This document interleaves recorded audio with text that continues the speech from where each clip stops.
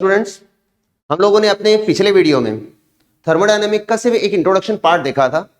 मतलब हमने शुरुआत में सिर्फ ये समझा था कि तंत्र कितने प्रकार का होता है ना।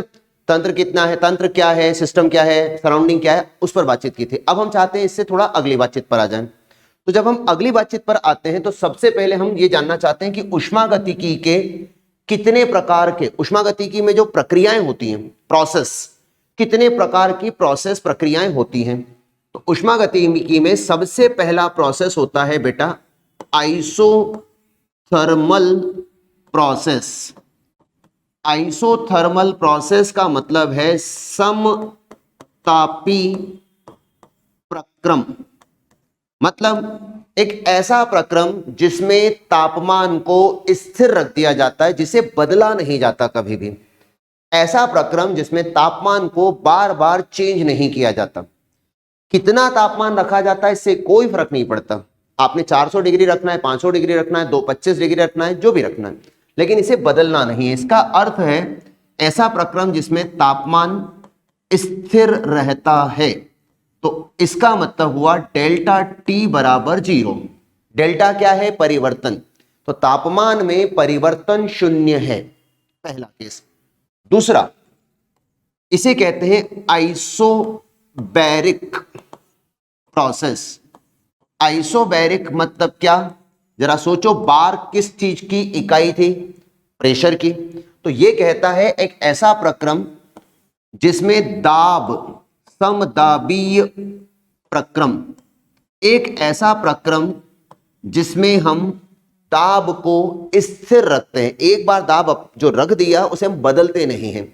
तो अगर किसी प्रक्रिया में दाब को स्थिर रखा जाता है, दाब में परिवर्तन अपने आप 0 हो जाता है ना, हम उसे बदलते नहीं हैं। अगर कोई कहता है हमसे तीसरा प्रक्रम आइसोकोरिक, तो आइसोकोरिक प्रक्रम का अर्थ क्या है बेटा? आइसोकोरिक प्रक्रम का अर्थ है समआयतनिक। समआयतनिक एक ऐसा प्रक्रम जिसमें आयतन फिक्स कर दिया जाता है, बदला नहीं जाता। जैसे आपको इनको जो बोल रहा हूं इन बातों को देखो, हमने पहले दो तो सीधे समझ लिया, तापमान जितना रखना रख दो, स्थिर कर दिया, दाब लगा दिया, स्थिर कर दिया। आयतन स्थिर का क्या मतलब? आयतन स्थिर का मतलब है जिसमें आप जैसे फ्रिज वगैरह देखते हैं, घरों में हम फ्रिज का इस्तेमाल करते हैं, तो फ्रिज का दरवाजा बंद कर दिया, इसका मतलब जो अंदर का आयतन है वो फिक्स हो गया। खिड़की दरवाजे बंद कर दिए, कमरा बंद हो गया, तो कमरे का आयतन नियत हो गया। तो नियत आयतन वाला केस जो है उसमें परिवर्तन नहीं करने देगा। तो आयतन स्थिर है तो कौन है? समायतनिक। दाब स्थिर है तो कौन है? समदाबी। और तापमान स्थिर है तो समतापी।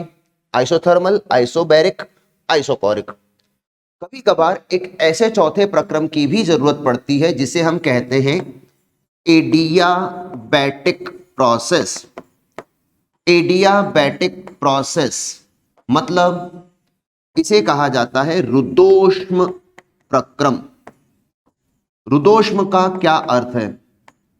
रुद्धोष्म का अर्थ है एक ऐसा प्रक्रम जिसमें ना ऊष्मा बाहर जा सकती है ना अंदर आ सकती है। तो स्थिर है ऊष्मा, लेकिन ऊष्मा स्थिर का अर्थ क्या है इस बात को दिमाग में डाल लो कि ऊष्मा ना बाहर जा सकती है ना अंदर आ सकती है। तो मैं इसे लिखने जा रहा हूं Q इज इक्वल टू 0।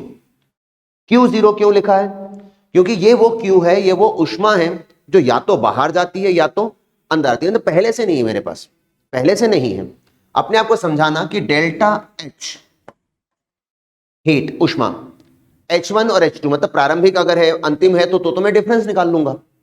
अगर मेरे पास कोई ऊष्मा नहीं है, जैसे पेट्रोल टैंक है, पेट्रोल टैंक के अंदर मेरे पास पेट्रोल टैंक खाली है, मैंने उसमें 1 लीटर पेट्रोल डाला, तो पेट्रोल एक ऊष्मा का रूप है। देखो कई बार हम तापमान में और ऊष्मा में फर्क नहीं कर पाते, इसलिए बात कर रहा हूं कि ऊष्मा का परिवर्तन या जिसे ऊष्मा 0 कहा है उसको पहले समझो ध्यान से। ऐसे डेल्टा H ही Q है, तो 1 लीटर पेट्रोल जो था वो खुद ही ऊष्मा है। अब फिलहाल पेट्रोल सिर्फ टैंक के अंदर डाला गया है, जलाया नहीं गया, अभी गाड़ी स्टार्ट की नहीं हमने। लकड़ी का टेबल है, ऊष्मा है। कागज पड़ा है सामने, कॉपी पेन है, ऊष्मा है। इंसानी शरीर खुद ऊष्मा है। तो हम सब ऊष्मा और ऊर्जा के रूप हैं, लेकिन हर वक्त तापमान को बदलते नहीं हैं। पेट्रोल टैंक में पेट्रोल पड़ा है, वो ऊष्मा का रूप है। अब गाड़ी चलेगी, स्टार्ट करेंगे, पेट्रोल जलेगा, ऊष्मा तापमान में बदल जाएगी। ऊष्मा मतलब जो पेट्रोल है जला, तापमान बढ़ा। लकड़ी फिलहाल ऊष्मा का रूप है, जलेगी तो तापमान बदलेगा। तो ध्यान रहे कि हर चीज ऊष्मा का रूप है, लेकिन हर वक्त तापमान बदलता नहीं है।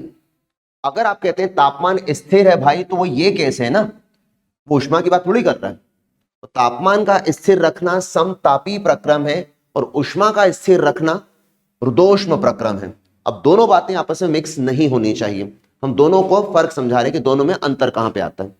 अगर ऊष्मा स्थिर है मतलब ऊष्मा ना बाहर जा सकती है ना अंदर आ सकती है। तो अब इस बात को सोचें और जवाब दें कि ये प्रक्रम, ऐसा प्रक्रम जिसे हमने रुद्धोष्म कहा, यह प्रक्रम है, प्रक्रिया है। कौन से प्रकार के सिस्टम में, तंत्र में ऐसी प्रक्रिया होती है? ऐसा कौन सा तंत्र है जिसमें यह प्रक्रिया परफॉर्म की जाती है, करके दिखाई जाती है? तो याद करो जरा, ऐसा हमने पढ़ा होगा आइसोलेटेड सिस्टम। आइसोलेटेड सिस्टम याद करो, विलगित तंत्र। तो विलगित तंत्र एक ऐसा तंत्र है जिसमें रुद्धोष्म प्रक्रम होता है। तो अगर कोई पूछता है कि ऐसा तंत्र कौन है जिसमें ऊष्मा का आदान प्रदान नहीं हो सकता, तो ध्यान रखना विलगित तंत्र, आइसोलेटेड सिस्टम।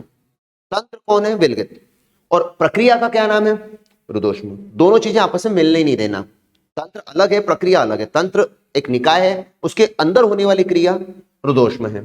ठीक है, तो चलो इससे हम थोड़े अपनी बात को और आगे ले चलते हैं। अगर हमने कहा कि यहां पर हमने जो बातचीत की ये प्रक्रम थे, अब अगर बात आती है अभिक्रियाओं की, तो सबसे पहले हमें समझना पड़ेगा कि कई तरह की अभिक्रियाएं होती है, जिनमें सबसे पहला नाम मुझे याद आया रिवर्सिबल रिएक्शन। रिवर्सिबल रिएक्शन का क्या अर्थ है? तो रिवर्सिबल रिएक्शन का मतलब है व्युत्क्रमणीय अभिक्रिया।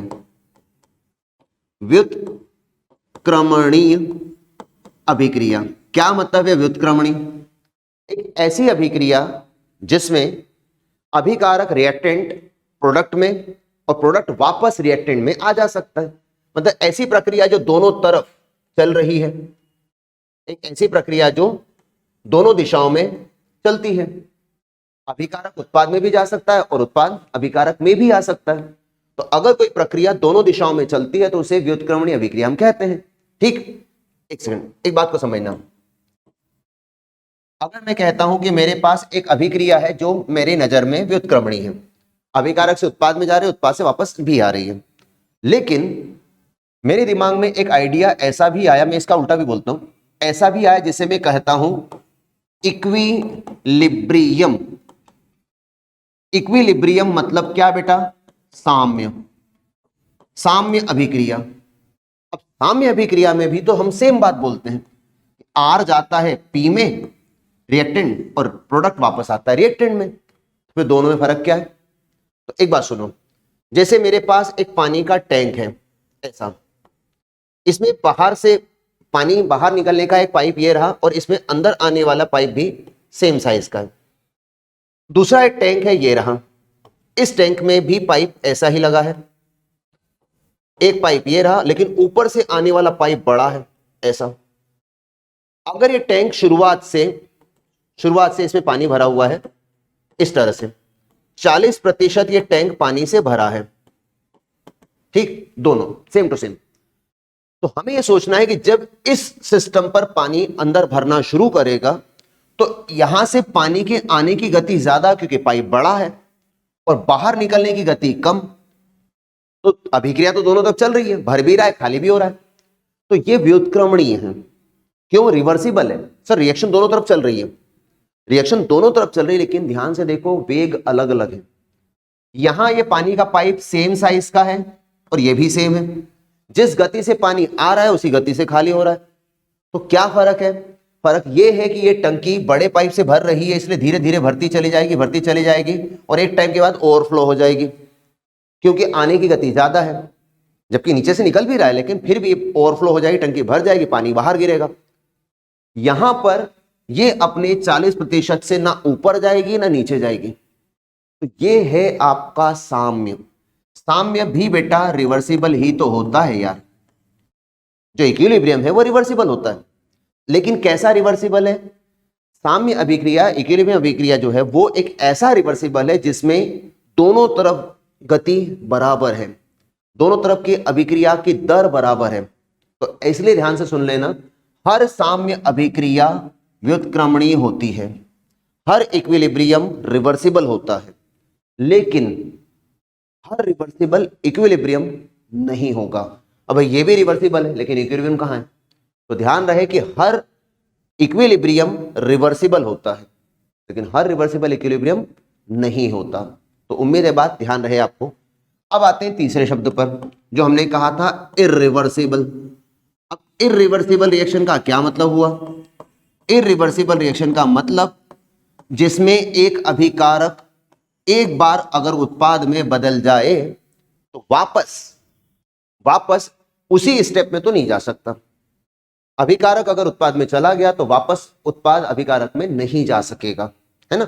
तभी होगी इरिवर्सिबल, अनुत्क्रमणीय, वापस नहीं जा सकते। अब इसका साम्य से तो कोई लेना देना ही नहीं रह गया। कई बार ऐसा होता है कि हम साइक्लिक प्रोसेस को भी इसके साथ जोड़ देते हैं।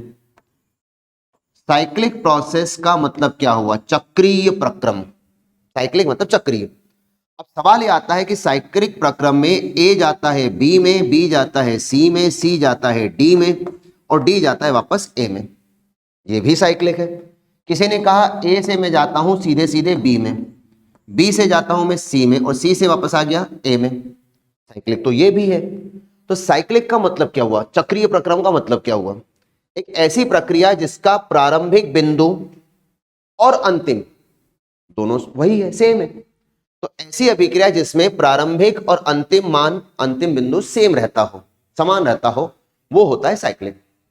अब इससे हमने एक नया लॉजिक सोचा, क्यों ना हम इस बात को दोबारा सोचे कि ये अभिक्रिया प्रारंभिक बिंदु आर था, पी पे गई, वापस घूम के आर पे आई, तो ये भी तो साइक्लिक हुई फिर। क्योंकि साइक्लिक होने में ऐसा कहां लिखा है, चक्रीय होने में ये कहां लिखा है कि वो एक स्टेप में वापस नहीं आ सकती, ए से चली वापस ए पे आ गई, तो चक्रीय तो मानना पड़ेगा, लेकिन एक से ज्यादा स्टेप में नहीं है। तो अपने आप को समझाओ कि चक्रीय तो बेटा मैं इसको भी कह सकता था जिसे मैंने रिवर्सिबल कहा। तो एक बात अपने आप को समझाओ कि चक्रीय प्रक्रिया होना सिर्फ ये बताता है कि साइक्लिक है तो है, बस रिवर्सिबल है या नहीं बोले मुझे नहीं पता, साम्यावस्था है या है मुझे नहीं पता। लेकिन अगर मैंने कहा कि कोई अभिक्रिया साम्य पर है तो वो साम्य पर है उसका एक गुण, रिवर्सिबल है उसका दूसरा गुण, और चक्रीय तरीके से चल रहा है प्रक्रिया, साइक्लिक है तो वो तो तीसरा गुण हो गया। कोई प्रक्रिया रिवर्सिबल है उसका पहला गुण कि वो रिवर्सिबल है, दूसरा गुण कि वो चक्रीय है, लेकिन साम्य होने की गारंटी ये तो नहीं लेगा। तो चक्रीय होने बोलेगा सिर्फ मैं एक बात की गारंटी लेता हूं कि मैं साइक्लिक हूं, सक्रिय जो अपना साइक्लिक प्रोसेस है, चक्रीय प्रक्रिया वो है, लेकिन वो रिवर्सिबल है या नहीं पता नहीं, साम्य है या नहीं पता नहीं, क्योंकि ये सिर्फ एक बात की बात करता है। ध्यान रहे कि साइक्लिक प्रोसेस एक गुण है, रिवर्सिबल दो गुण दर्शाता है और साम्य तीन गुणों को एक साथ दर्शाता है। ठीक, तो इसी से हम अपनी बात को रोकेंगे यहां तक। उम्मीद है आपको इस बीच में कोई समस्या ना हो। तो थैंक यू, हम अगले स्टेप में फिर बात करेंगे इस पर।